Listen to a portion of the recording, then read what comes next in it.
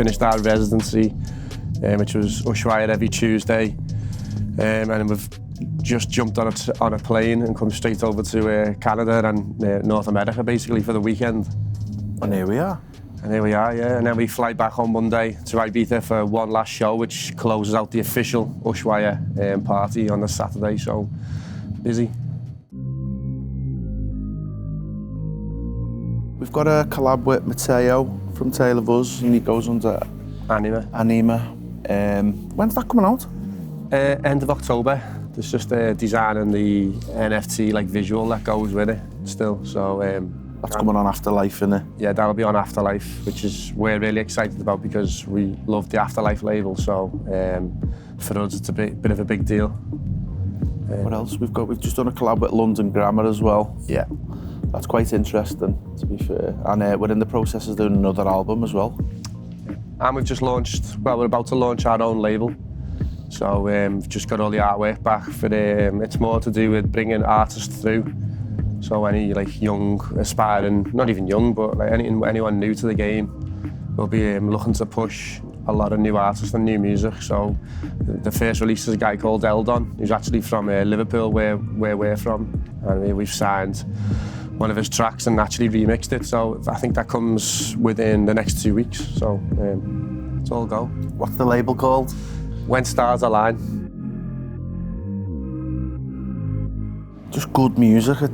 We don't like to pigeonhole ourselves or anybody else, and it's anything from house to techno and everything in between. Yeah, I think a bigger, like what we've had so far when we've requested demos is people just want to create another CamelPhat record, and I think that's where it goes wrong. Like for us, it needs to sound completely different to what we do because it's that's going to obviously trigger our interest. Yeah.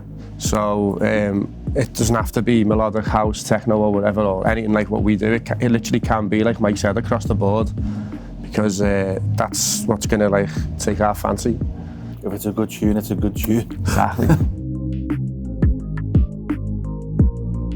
I think for years we tried to copy everybody else, and then it was getting us nowhere quick. So we just tried to just change things up, especially with like Cola and that. That was like a bit outside the box, wasn't it? Yeah.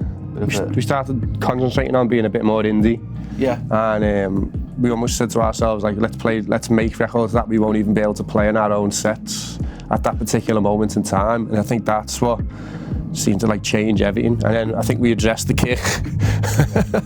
we were a little bit honest with ourselves and decided that like the tracks just weren't good enough, and then we just seemed to just change. Everything just seemed to fall into place. It was weird because it was like Panic Room, Breathe.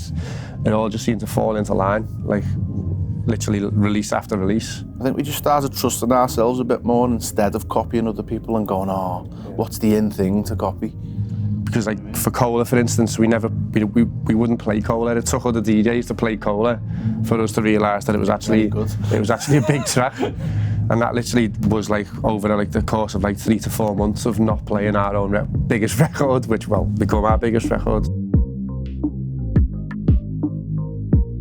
I think you've got to trust your own instincts and make what you like. I said before, don't copy anybody else. Just do your own thing.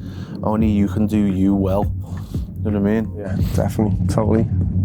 I would totally like trust yourself, and just try and be unique. Don't obviously look to other artists for inspiration, but ultimately, you know, you've got to stand out from the crowd, and to do that, you've got to think outside of the box sometimes, and don't be afraid. It's so cliche to say it, but it really is true. Yeah, definitely. Do your own thing.